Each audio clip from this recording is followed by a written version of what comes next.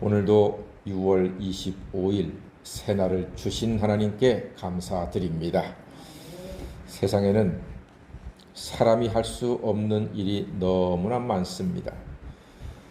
그러나 하나님은 다 하실 수 있습니다.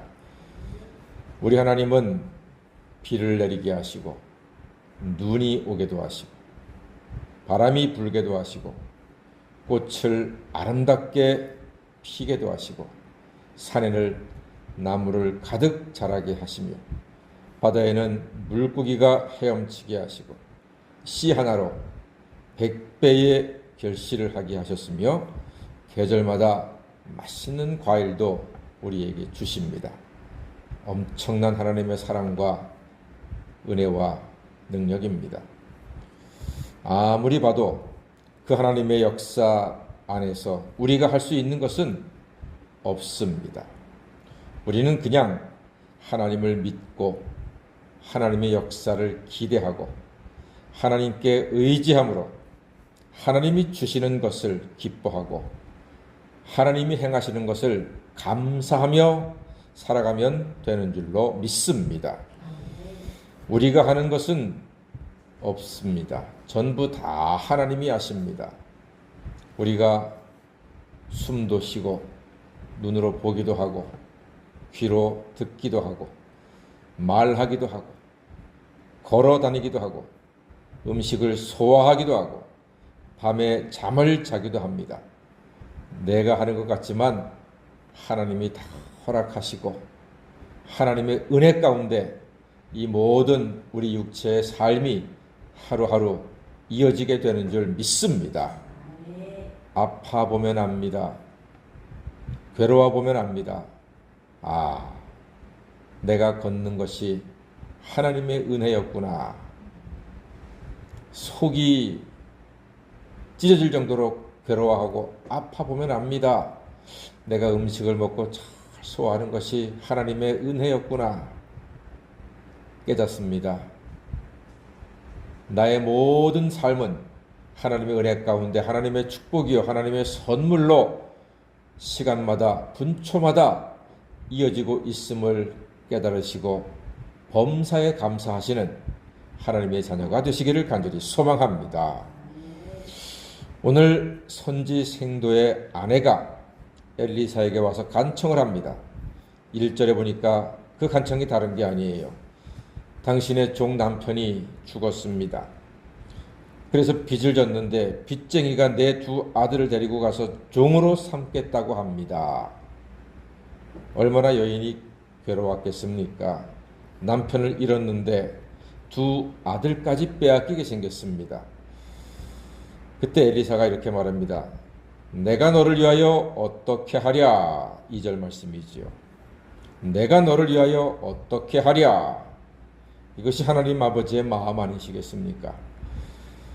소경거지 바디메오가 부르짖을 때 예수님은 무엇을 하여 주랴? 너에게 무엇을 하여 주랴? 하심같이 하나님은 오늘 우리의 부르짖음에도 말씀하십니다. 너를 위하여 어떻게 하랴? 힘들고 괴롭고 아프고 절망스러운 일이 있을 때 하나님께 나와 간절한 마음으로 기도하십시오. 주의 성령께서 이렇게 말씀하실 겁니다. 내가 너를 위하여 어떻게 하랴? 응답하시는 사랑의 아버지이신 줄로 믿습니다. 엘리사는 여인의 집에 있는 것을 묻습니다. 너의 집에 무엇이 있느냐라고 묻습니다. 여러분, 소망이 있는 사람은 없는 것을 보고 절망하지 않습니다. 있는 것을 보고 힘을 얻는 사람입니다. 없는 것을 보면 낙심되지만 있는 것을 보면 힘을 얻습니다.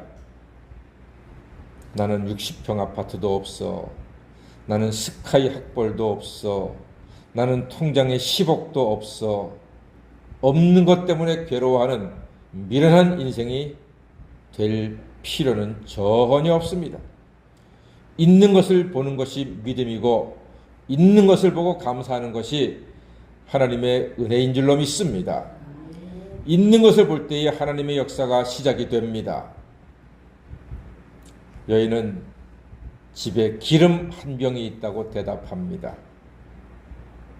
엘리사는 여인에게 이웃에게 가서 그릇을 많이 빌리라 이야기합니다. 그리고 나서는 문을 닫고 두 아들과 함께 빈 그릇에 기름을 채워라 이렇게 말했습니다. 문을 닫고 기름을 부어라 했습니다. 문을 닫고 기름을 부어라. 왜 그럴까요? 문을 열고서 기름을 부으면 밖에 사람들이 보고 이야 저 집 대단하다. 기름에 세상에 부어도 부어도 계속 나오네. 이렇게 볼 수도 있을 텐데 하나님 문을 닫고 기름을 부으라고 엘리사가 말합니다. 왜 그럴까요? 하나님의 역사에 방해가 되지 않도록 하는 것입니다. 여러분, 예배도 마찬가지입니다. 우리가 예배의 문을 닫고 예배드립니다. 예배는 세상 사람들에게 보여주기 위한 것이 목적이 아니라 하나님께 집중하고 하나님께 영광 돌리는 것이 목적인 줄로 믿습니다. 그래서 문을 닫고 예배드리는 겁니다. 하나님만 바라보기 위해서, 사람에게 자랑하기 위해서, 보여주기 위해서 예배드리는 것이 결코 아닙니다. 예배 중에는 하나님과 교통하고 하나님께 집중하는 것입니다.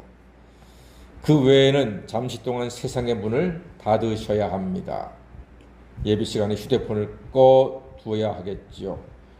신방 받으실 때는 전화를 하면 안 되겠지요. 신방 예배를 받는데 찌개를 끓이시면 안 되겠지요. 요즘이야 신방하고 다 매식을 하잖아요. 밖에 나가서 대부분. 예전에는 집에서 음식을 대접을 했습니다. 그러면 그 사랑과 정성은 정말로 고맙지만 예배 드리고 있는데 압력밥솥에 김 빠진 소리가 쉬 들리고 된장찌개 끓여서 넘치는 소리가 다그락 거리고 아주 돌아버립니다.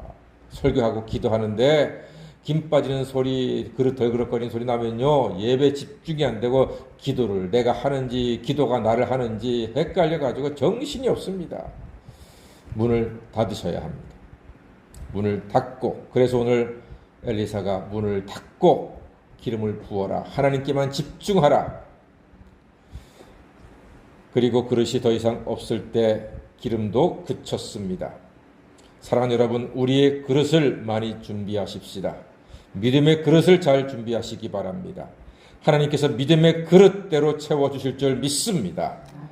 실제로 보니까 여인이 말하니까 기름 팔아서 빚 갚고 생활하라고 했습니다.